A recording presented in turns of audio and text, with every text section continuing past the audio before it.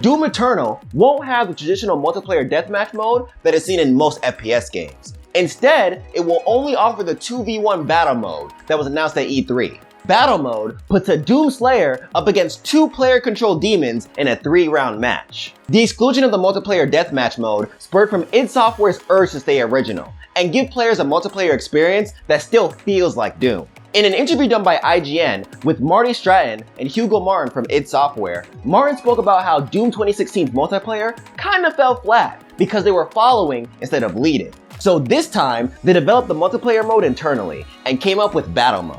Honestly, the idea sounds great, and I'm glad that id Software is happier listening to fans and going down the innovative route when it comes to developing this game. Some of you other game devs can learn a thing or two from this. Well, Doom Eternal drops on November 22nd this year for PC, PS4, Xbox One, and the Stadia.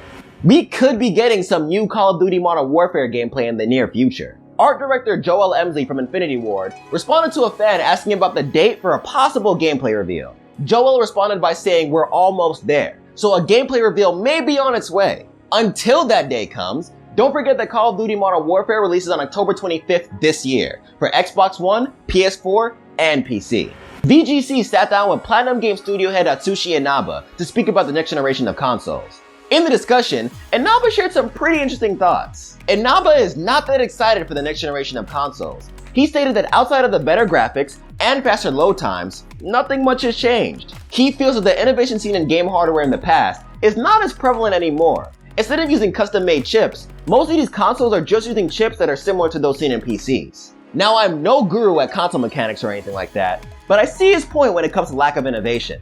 Outside of cloud gaming, these next generation consoles aren't really doing anything new. They're just making improvements, which on one hand can seem kind of boring, but on the other hand, these are some pretty big improvements. 8K gaming, 120 FPS, ray tracing, these are not just simple updates. So while yes, these next generation consoles are lacking in the innovation department, I still feel like these upgrades are enough to get folks excited, even developers. Plus, we don't even know everything about these consoles yet. Maybe one of them will introduce something amazing at the last minute. I'm sure you guys heard about that new Harry Potter mobile game, right? The one created by Niantic, the creators of Pokemon Go? Well, according to Sensor Tower, it made $1.1 million during its launch weekend. A total of about 3 million people became wizards on the day of its launch, which I'd say is pretty good. Unfortunately, I haven't been able to try it yet, but let us know in the comments if you've been able to try out this game. The developers of Cuphead really want to create a Legend of Zelda game. According to a Nintendo Force interview with Maya, Chad, and Jared from Studio MDHR, making a Legend of Zelda game would be a dream come true.